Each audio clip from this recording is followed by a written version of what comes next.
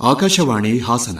ಅಪಾರ ಕೀರ್ತಿ ಗಳಿಸಿ ಮೆರೆವ ಭವ್ಯ ನಾಡಿದು ಕರ್ನಾಟವಿದುವೆ ನೃತ್ಯ ಶಿಲ್ಪ ಕಲೆಯ ಬೀಡಿದು.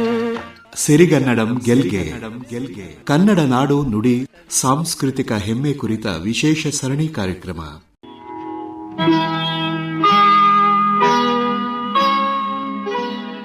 ಪ್ರಸ್ತುತಿ ಅರಕಲಗೂಡು ವಿ ಮಧುಸೂದನ್. ಎಲ್ಲಾದರೂ ಇರು ಎಂತಾದರೂ ಇರು, ಎಲ್ಲಾದರೂ ಇರು ಎಂತಾದರೂ ಇರು, ಎಂದೆಂದಿಗೂ ನೀ ಕನ್ನಡವಾಗಿರು. ಕಾರ್ಯಕ್ರಮದ ನಿರ್ವಹಣೆ BV ಶ್ರೀಧರ್. ಕನ್ನಡವೇ ಸತ್ಯ, ಕನ್ನಡವೇ ನಿತ್ಯ. ಕೇಳಿ ಸಿರಿಗನ್ನಡಂ ಗೆಲ್ಗೆ. ಕನ್ನಡ ಗೋವಿನ ಓ ಮುದ್ದಿನ ಕರು, ಕನ್ನಡ ಗೋವಿನ ಓ ಮುದ್ದಿನ ಕರು, ಕನ್ನಡತನವೊಂದಿದ್ದರೆ ನೀನ್ ಅಮ್ಮಗೆ ಕಲ್ಪತರು. ಪ್ರೀತಿಯ ಕೇಳುಗರೆ ನಮಸ್ಕಾರ. ಸಿರಿಗನ್ನಡಂ ಗೆಲ್ಗೆ ಕನ್ನಡ ನಾಡು ನುಡಿ ಹಾಗೂ ಸಾಂಸ್ಕೃತಿಕ ಹೆಮ್ಮೆ ಕುರಿತ ವಿಶೇಷ ಕಾರ್ಯಕ್ರಮ ಸರಣಿಗೆ ತಮ್ಮೆಲ್ಲರಿಗೂ ಸ್ವಾಗತ. ಇಂದಿನ ಸಿರಿಗನ್ನಡಂ ಗೆಲ್ಗೆ ಸಂಚಿಕೆಯಲ್ಲಿ ಕರ್ನಾಟಕದ ಪ್ರಮುಖ ನೀರಾವರಿ ಯೋಜನೆಗಳ ಬಗ್ಗೆ ತಿಳಿದುಕೊಳ್ಳೋಣ ಪ್ರೊಫೆಸರ್ KC ಬಸವರಾಜು ಅವರಿಂದ.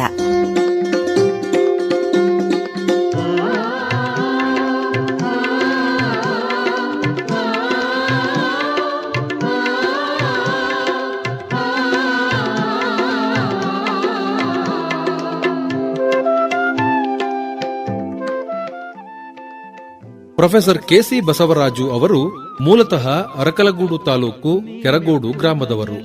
ತಂದೆ ಶ್ರೀ ಚೆನ್ನಪ್ಪಗೌಡ, ತಾಯಿ ಶ್ರೀಮತಿ ಗೌರಮ್ಮ. 1953ರಲ್ಲಿ ಜನಿಸಿದ ಇವರು ಅರ್ಥಶಾಸ್ತ್ರ ವಿಷಯದಲ್ಲಿ MA PhD ಪದವಿಗಳನ್ನು ಗಳಿಸಿಕೊಂಡಿದ್ದಾರೆ. ಸ್ನಾತಕೋತ್ತರ ಪದವಿಯಲ್ಲಿ ಚಿನ್ನದ ಪದಕ ಗಳಿಸಿಕೊಂಡ ಇವರು ಅಧ್ಯಾಪಕರಾಗಿ 38 ವರ್ಷ ಸುದೀರ್ಘ ಸೇವೆ ಸಲ್ಲಿಸಿದ್ದಾರೆ. ಮೈಸೂರು, ಶಂಕರಘಟ್ಟ ಹಾಗೂ ಮಂಗಳೂರಿನಲ್ಲಿ ಸೇವೆ ಸಲ್ಲಿಸಿದ ಇವರು ಸದಾಕಾಲ ವಿದ್ಯಾರ್ಥಿಗಳ ಜನಪ್ರಿಯ ಗುರುಗಳಾಗಿ ಗುರುತಿಸಿಕೊಂಡವರು.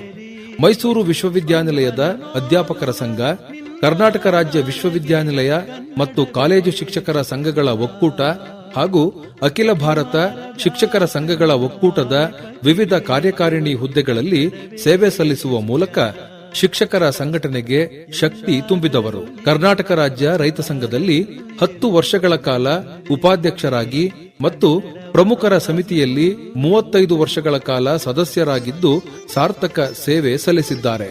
ಕಾವೇರಿ ನೀರಿನ ಹಂಚಿಕೆಯ ಜಟಿಲ ಸಮಸ್ಯೆಯನ್ನು ಬಗೆಹರಿಸಲು ಎರಡೂ ರಾಜ್ಯಗಳ ರೈತರು ಪರಿಹಾರ ಕಂಡುಕೊಳ್ಳುವ ಪ್ರಯತ್ನದ ಫಲವಾಗಿ ರಚಿಸಿದ ಕಾವೇರಿ ಕುಟುಂಬದಲ್ಲಿ ರಾಜ್ಯವನ್ನು ಪ್ರತಿನಿಧಿಸಿ ಕರ್ನಾಟಕಕ್ಕೆ ನ್ಯಾಯ ಒದಗಿಸಲು ಶ್ರಮಿಸಿದವರು. ರಾಜ್ಯದ ನೀರಾವರಿ ಸ್ಥಿತಿಗತಿಗಳ ಕುರಿತು ವಸ್ತುನಿಷ್ಠವಾಗಿ ಮಾತನಾಡುವ ಬೆರಳೆಣಿಕೆಯ ಸಂಪನ್ಮೂಲ ವ್ಯಕ್ತಿಗಳಲ್ಲಿ ಇವರೂ ಒಬ್ಬರಾಗಿದ್ದು, ಪ್ರಸ್ತುತ ವಿಶ್ರಾಂತ ಜೀವನ ನಡೆಸುತ್ತಿರುವ ಪ್ರೊಫೆಸರ್ KC ಬಸವರಾಜು ಅವರು ಇದೀಗ ಕರ್ನಾಟಕದ ಪ್ರಮುಖ ನೀರಾವರಿ ಯೋಜನೆಗಳ ಕುರಿತು ಈಗ ನಿಮ್ಮೊಂದಿಗೆ ವಿಚಾರಗಳನ್ನು ಹಂಚಿಕೊಳ್ಳಲಿದ್ದಾರೆ. ಬೆಳ್ಗೊಳಬೇಲೂರ್ಗಳ ನೆನೆಯುವ ಮನ, ಮಲೆನಾಡಿಗೆ ಹೊಂಪುಳಿ ಹೋಗುವ ಮನ, ಕಾಜಾಣಕ್ಕೆ ಗಿಳಿ ಕೋಗಿಲೆ ಇಂಪಿಗೆ, ಮಲ್ಲಿಗೆ ಸಂಪಿಗೆ ಕೇದಗೆ ಸೊಂಪಿಗೆ.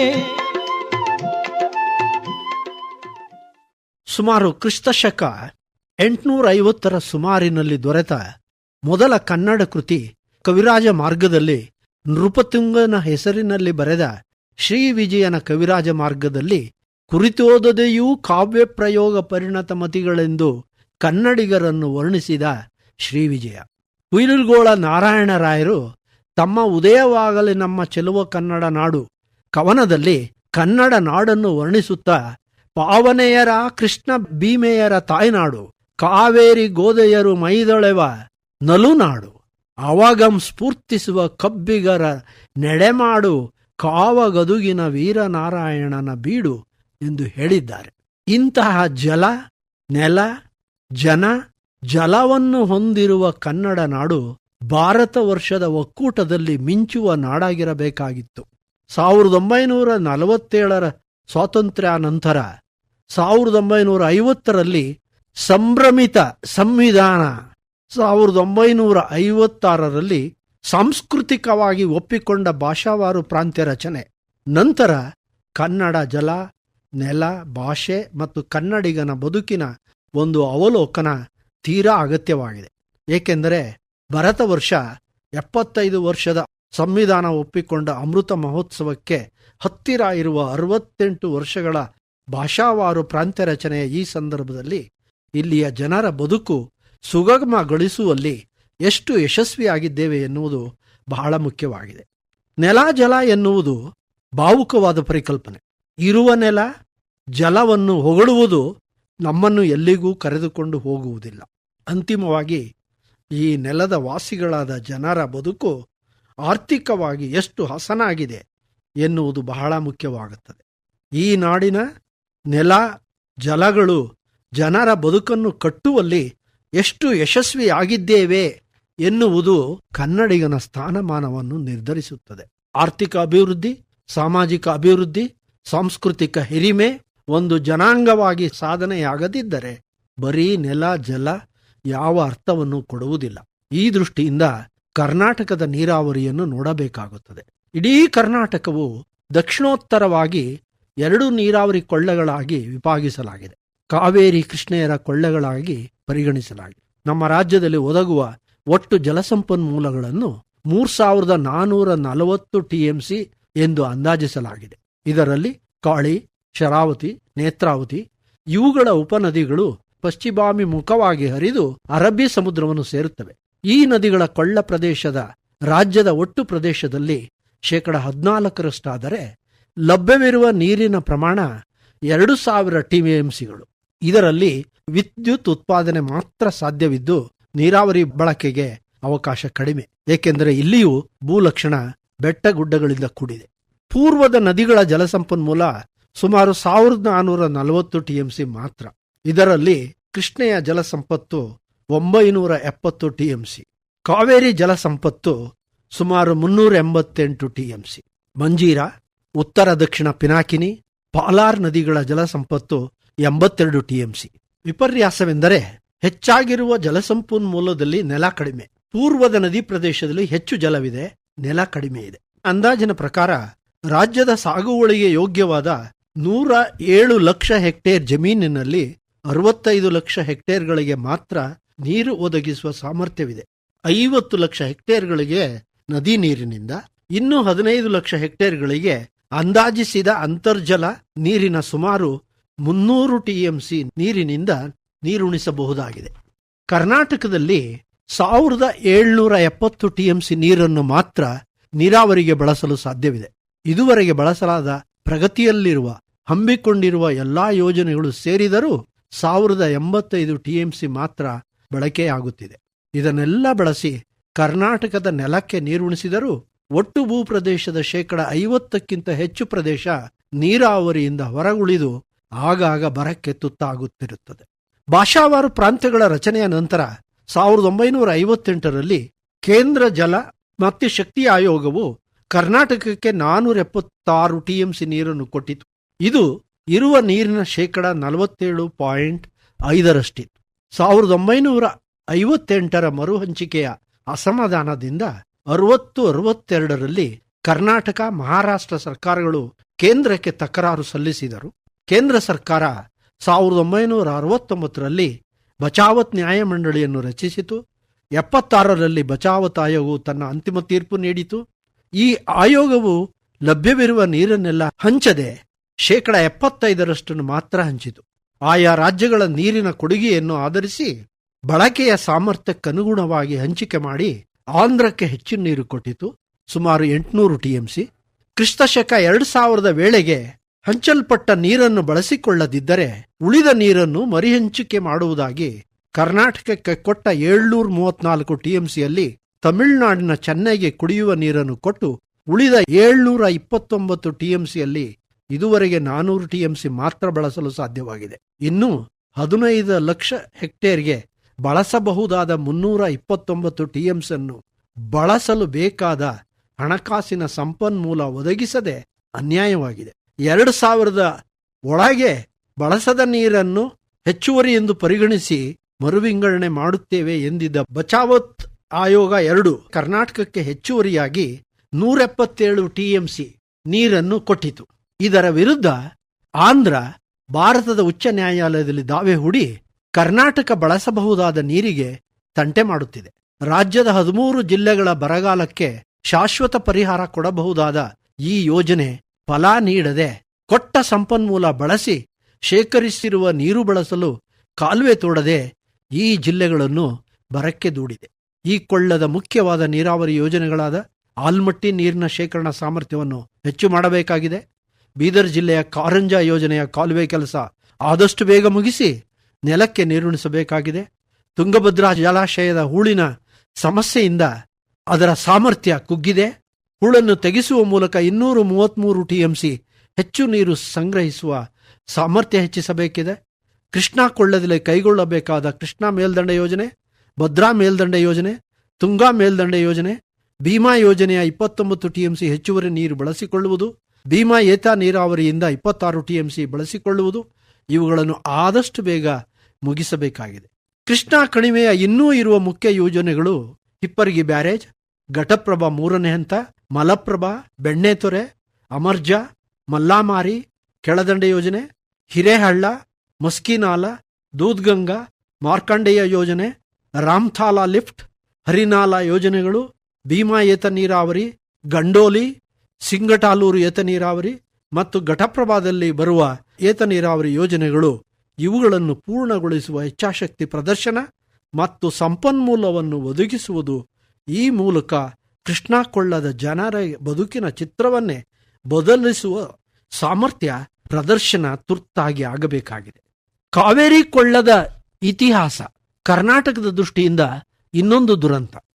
1799ರಿಂದ 1947ರವರೆಗಿನ ಬ್ರಿಟಿಷ್ ಆಳ್ವಿಕೆಯಲ್ಲಿ ಕರ್ನಾಟಕದ ನೀರಾವರಿ ಯೋಜನೆಯನ್ನು ತೀವ್ರವಾಗಿ ಹತ್ತಿಕ್ಕಲಾಯಿತು.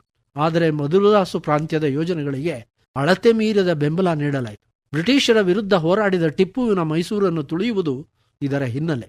ಸ್ವಾತಂತ್ರ್ಯೋತ್ತರ ಭಾರತದಲ್ಲೂ ಕರ್ನಾಟಕಕ್ಕೆ ಹಿಂದೆ ಆದ ಅನ್ಯಾಯಗಳಿಗೆ ಪರಿಹಾರ ಸಿಗುವುದು ಆಗಿರಲಿ, ಕರ್ನಾಟಕದ ಕಾವೇರಿ ನೀರಾವರಿ ಯೋಜನೆಗಳಿಗೆ ಅನುಮತಿಯನ್ನು ನಿರಾಕರಿಸಿತು. ಅದೇ ತಮಿಳುನಾಡಿನ ಯೋಜನೆಗಳಿಗೆ ಅನುಮತಿ ನೀಡಿ ಕರ್ನಾಟಕಕ್ಕೆ ಅನ್ಯಾಯ ಎಸಗಲಾಯಿತು. ಕರ್ನಾಟಕದ ಮೇಲೆ ಹೇರಿದ 1892, 1924ರ ಒಪ್ಪಂದದಿಂದ ಕರ್ನಾಟಕದ ನೀರು ಬಳಕೆ ಹಕ್ಕನ್ನು ಮಿತಿ ಹಾಕಲಾಯಿತು. ಸ್ವಾತಂತ್ರ್ಯ ಪೂರ್ವದ ಒಪ್ಪಂದಗಳು ಸಮಾನವಲ್ಲದ 2 ರಾಜ್ಯಗಳ ನಡುವಿನ ಒಪ್ಪಂದ 1950ರ ಸಂವಿಧಾನ ಒಪ್ಪಿಕೊಂಡ ಮೇಲಾದರೂ ಈ ಒಪ್ಪಂದಗಳು ರದ್ದಾಗಬೇಕಾಗಿತ್ತು. ಆದರೆ ತಮಿಳುನಾಡಿನ ಕುಯುಕ್ತಿಯಿಂದಾಗಿ 1974ರವರೆಗೆ ಮುಂದುವರಿಸಿಕೊಂಡು ಬರಲಾಯಿತು. ಕರ್ನಾಟಕದ ಒತ್ತಾಯದ ಮೇರೆಗೆ 1969ರಿಂದ 1989ರವರೆಗೆ 16 ಬಾರಿ 2 ರಾಜ್ಯಗಳ ನಡುವೆ ನೀರಾವರಿ ಯೋಜನೆಗಳ ಬಗ್ಗೆ ಮಾತುಕತೆಗೆ ಕೇಂದ್ರ ಒತ್ತಾಯ ಹಾಕಿದ್ದರಿಂದ ಮತ್ತು ಸರ್ವೋಚ್ಚ ನ್ಯಾಯಾಲಯದ ನಿರ್ದೇಶನದಿಂದ ಅಧಿಕಾರಿಗಳ ಮಟ್ಟದಲ್ಲಿ, ರಾಜ್ಯದ ಮುಖ್ಯಮಂತ್ರಿಗಳ ಮಟ್ಟದಲ್ಲಿ ಮಾತುಕತೆ ನಡೆದವು. ಆದರೂ ಯಾವುದೇ ತೀರ್ಮಾನಕ್ಕೆ ಬರಲಾಗಲಿಲ್ಲ. ಏಕೆಂದರೆ ಯಾವಾಗಲೂ ತಮಿಳುನಾಡು ಮಾತುಕತೆ ಬೇಡವೇ ಬೇಡ ಎನ್ನುವ ನಿಲುವು, ಕರ್ನಾಟಕ ಕಾವೇರಿ ತೀರ್ಮಾನ ಮಾತುಕತೆಯ ಮೂಲಕವೇ ಆಗಬೇಕೆಂಬ ನಿಲುವು. ಅಂತಿಮವಾಗಿ ಸರ್ವೋಚ್ಚ ನ್ಯಾಯಾಲಯದ ನಿರ್ದೇಶನದ ಮೇರೆಗೆ ಸನ್ಮಾನ್ಯ ಶ್ರೀ ವಿ.ಪಿ. ಸಿಂಗ್ ಸರ್ಕಾರದ ಮಧ್ಯಸ್ಥಿಕೆಯಲ್ಲಿ ಕೊನೆಯ ಮಾತುಕತೆ ಮುರಿದು ಬಿತ್ತು. ಸನ್ಮಾನ್ಯ ಶ್ರೀ ವಿ.ಪಿ. ಸಿಂಗ್ ಸರ್ಕಾರ ಸರ್ವೋಚ್ಚ ನ್ಯಾಯಾಲಯಕ್ಕೆ ಸಲ್ಲಿಸಿದ ಪ್ರಮಾಣ ಪತ್ರ ಮಾತುಕತೆಯ ವೈಫಲ್ಯದ ಬಗ್ಗೆ ಸ್ಪಷ್ಟೀಕರಿಸಿತು. ಆಗ ಸರ್ವೋಚ್ಚ ನ್ಯಾಯಾಲಯ ನ್ಯಾಯಾಧಿಕರಣದ ರಚನೆ ಮಾಡಿ ತನ್ನ ತೀರ್ಪು ನೀಡಿತು. ಈ ನ್ಯಾಯಾಧಿಕರಣದ ಮುಂದೆ ತಮಿಳುನಾಡು ಮಧ್ಯಂತರ ಆದೇಶಕ್ಕಾಗಿ ಅರ್ಜಿ ಹಾಕಿತು. ಈ ವ್ಯಾಜ್ಯದ ತೀರ್ಪಿನಲ್ಲಿ ಕರ್ನಾಟಕದ ನೀರಾವರಿಯನ್ನು 11.02 ಲಕ್ಷ ಎಕರೆಗೆ ನಿರ್ಬಂಧಿಸಿ ತಮಿಳುನಾಡಿಗೆ ವಾರ್ಷಿಕ 205 ಟಿಎಂಸಿ ನೀರು ಹರಿಸುವಂತೆ ತೀರ್ಪು ನೀಡಿತು. ಈ ತೀರ್ಪು ಕರ್ನಾಟಕದ ಉದ್ದಗಲಕ್ಕೂ ಕಿಚ್ಚು ಹಚ್ಚಿತು. ಕರ್ನಾಟಕದ ನೀರಾವರಿಗೆ ಮಿತಿ ಹೇರಿದ ನ್ಯಾಯಾಧಿಕರಣ ತಮಿಳುನಾಡಿಗೆ ಯಾವುದೇ ಮಿತಿ ಹೇರಲಿಲ್ಲ. ಅಷ್ಟೊತ್ತಿಗೆ ತಮಿಳುನಾಡು ಸುಮಾರು 24 ಲಕ್ಷ ಎಕರೆಗಳಲ್ಲಿ ನೀರಾವರಿ ವಿಸ್ತರಿಸಿಕೊಂಡಿತ್ತು. ಇದರಿಂದ ಕುರುವಾಯಿ, ತಾಲಡಿ ಬೆಳೆ, ಕೆಲವು ಪ್ರದೇಶಗಳಲ್ಲಿ ಸಾಂಬ ಬೆಳೆ, ಹಿಂಗಾರು ಬೆಳೆ ಬೆಳೆಯಲು ಅನುವು ಮಾಡಿಕೊಟ್ಟಿತು. ನ್ಯಾಯಾಧಿಕರಣ ತನ್ನ 17 ವರ್ಷಗಳ ದೀರ್ಘಕಾಲದ ವಿಚಾರಣೆಯ ನಂತರ ತನ್ನ ಅಂತಿಮ ತೀರ್ಪು ನೀಡಿತು.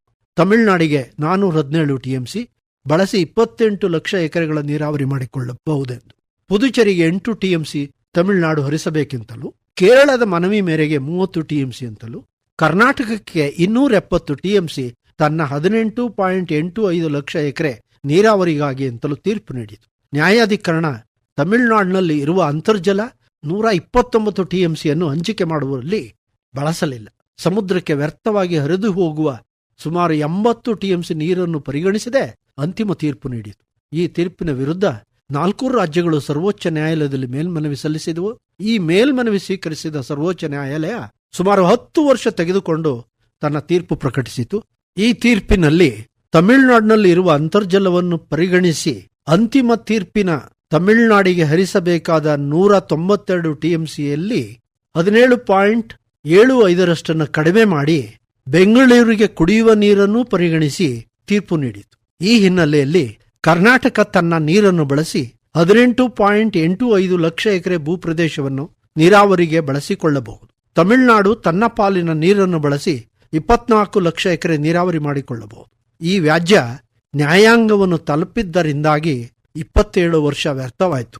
ಇದರಿಂದ ಹೆಚ್ಚು ಸಂಕಷ್ಟವಾದದ್ದು ಕರ್ನಾಟಕಕ್ಕೆ. ಏಕೆಂದರೆ ನೀರನ್ನು ಬಳಸದಂತೆ ಹೇರಿದ ನಿರ್ಬಂಧ. ಅದೇ ತಮಿಳುನಾಡು ಈಗಾಗಲೇ ಇರುವ ಹೆಚ್ಚುವರಿ ನೀರಾವರಿ ಪ್ರದೇಶದ ಜೊತೆಗೆ 4 ಲಕ್ಷ ಅನಧಿಕೃತ ನೀರಾವರಿ ಪ್ರದೇಶಕ್ಕೂ ನೀರನ್ನು ವಿಸ್ತರಿಸಿ ತಮಿಳರ ಬದುಕನ್ನು ಹಸನು ಮಾಡಿತು. ಆದುದರಿಂದಲೇ ತಮಿಳುನಾಡು ನ್ಯಾಯಾಲಯದ ಕಟ್ಲೆಯಿಂದ ಹೆಚ್ಚು ಲಾಭ ಕಂಡಿದೆ. ಈ ಕಟ್ಲೆಯಿಂದಲೇ ಕನ್ನಡಿಗರ ಬದುಕನ್ನು ದುರ್ಬಲಗೊಳಿಸಿದೆ.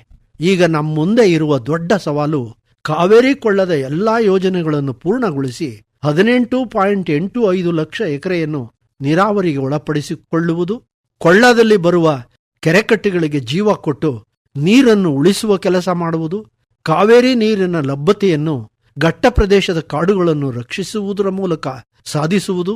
ಇವುಗಳ ಮೂಲಕ ಲಭ್ಯ ಕಾವೇರಿ ನೀರನ್ನು ಉತ್ತಮವಾಗಿ ಬಳಸುವ ವಿಧಾನಗಳ ಮೂಲಕ ನೀರು ಮುಟ್ಟದ ಪ್ರದೇಶಗಳಿಗೆ ಮುಟ್ಟಿಸಿ ಕನ್ನಡದ ನೆಲವನ್ನು ಹಸಿರುಗೊಳಿಸುವ ಮೂಲಕ ಉತ್ತಮ ಬೆಳೆ ಬೆಳೆಯುವಂತೆ ಮಾಡುವುದು. ಈ ಮೂಲಕ ಕಾವೇರಿ ನೀರಿನ ನಮ್ಮ ಪಾಲನ್ನು ಉತ್ತಮವಾಗಿ ಬಳಸಿ ಉತ್ತಮ ಬೆಳೆ ಬೆಳೆಯುವಂತೆ ರೈತರನ್ನ ಪ್ರೇರೇಪಿಸಿ ಅವರ ಬದುಕನ್ನು ಹಸನು ಮಾಡಬೇಕು. ಈ ರೀತಿ ಕನ್ನಡಿಗರ ಬದುಕನ್ನು ಉತ್ತಮವಾಗಿಸಲು ಸಾಧ್ಯ. ಇದು ಕರ್ನಾಟಕದ ಆರ್ಥಿಕ ಬದುಕನ್ನು ಉತ್ತಮಗೊಳಿಸುವ ಜೊತೆಗೆ ಸಾಮಾಜಿಕವಾಗಿ, ಸಾಂಸ್ಕೃತಿಕವಾಗಿ ಕನ್ನಡದ ಬದುಕು ಉತ್ತಮವಾಗುತ್ತದೆ. ಈ ಮೂಲಕ ಭಾರತದ ಒಕ್ಕೂಟದಲ್ಲಿ ಕರ್ನಾಟಕ ಒಂದು ರಾಜ್ಯವಾಗಿ, ಕನ್ನಡಿಗರು ಒಂದು ಭಾಷಿಕರಾಗಿ ಸಾಂವಿಧಾನಿಕ ಔನ್ನತ್ಯ ಸಾಧಿಸಿದಂತಾಗುತ್ತದೆ. ಎಲ್ಲಾದರೂ ಇರು, ಎಂತಾದರೂ ಇರು, ಎಂದೆಂದಿಗೂ ನೀ ಕನ್ನಡವಾಗಿರು. ಇದುವರೆಗೂ ಸಿರಿಗನ್ನಡಂ ಗೆಲ್ಗೆ ಕನ್ನಡ ನಾಡು ನುಡಿ ಹಾಗೂ ಸಾಂಸ್ಕೃತಿಕ ಹೆಮ್ಮೆ ಕುರಿತ ವಿಶೇಷ ಕಾರ್ಯಕ್ರಮ ಸರಣಿಯಲ್ಲಿ ಕರ್ನಾಟಕದ ಪ್ರಮುಖ ನೀರಾವರಿ ಯೋಜನೆಗಳ ಬಗ್ಗೆ ಮಾಹಿತಿಯನ್ನ ಮಾಡಿಕೊಟ್ಟವರು ಪ್ರೊಫೆಸರ್ ಕೆಸಿ ಬಸವರಾಜು. ಅಪಾರ ಕೀರ್ತಿ ಗಳಿಸಿ ಮೆರೆವ ಭವ್ಯ ನಾಡಿದು ಕರ್ನಾಟವಿದುವೆ ನೃತ್ಯ ಶಿಲ್ಪ ಕಲೆಯ ಬೀಡಿದು. ಸಿರಿಗನ್ನಡಂ ಗೆಲ್ಗೆ ಕನ್ನಡ ನಾಡು ನುಡಿ ಸಾಂಸ್ಕೃತಿಕ ಹೆಮ್ಮೆ ಕುರಿತ ವಿಶೇಷ ಸರಣಿ ಕಾರ್ಯಕ್ರಮ ಇದುವರೆಗೆ ಪ್ರಸಾರವಾಯಿತು. ಎಲ್ಲಾದರೂ ಇರು, ಎಂತಾದರೂ ಇರು, ಎಂದೆಂದಿಗೂ ನೀ ಕನ್ನಡವಾಗಿರು. ಕನ್ನಡವೇ ಸತ್ಯ, ಕನ್ನಡವೇ ನಿತ್ಯ. ಈ ಕಾರ್ಯಕ್ರಮದ ಪ್ರಸ್ತುತಿ ಅರಕಲಗೂಡು ವಿ ಮಧುಸೂದನ್. ಕನ್ನಡ ಗೋವಿನ ಓ ಮುದ್ದಿನ ಕರು. ಕಾರ್ಯಕ್ರಮದ ನಿರ್ವಹಣೆ ಬಿವಿ ಶ್ರೀಧರ್. ಕನ್ನಡತನವೊಂದಿದ್ದರೆ ನೀನ್ ಅಮ್ಮಗೆ ಕಲ್ಪತರು. ಕನ್ನಡವೇ ಸತ್ಯ, ಕನ್ನಡವೇ. ಸಹಕಾರ ಜಿ ಸೌಭಾಗ್ಯ. ಎಲ್ಲಾದರೂ ಇರು, ಎಂತಾದರೂ ಇರು, ಎಂದೆಂದಿಗೂ ನೀ ಕನ್ನಡವಾಗಿರು.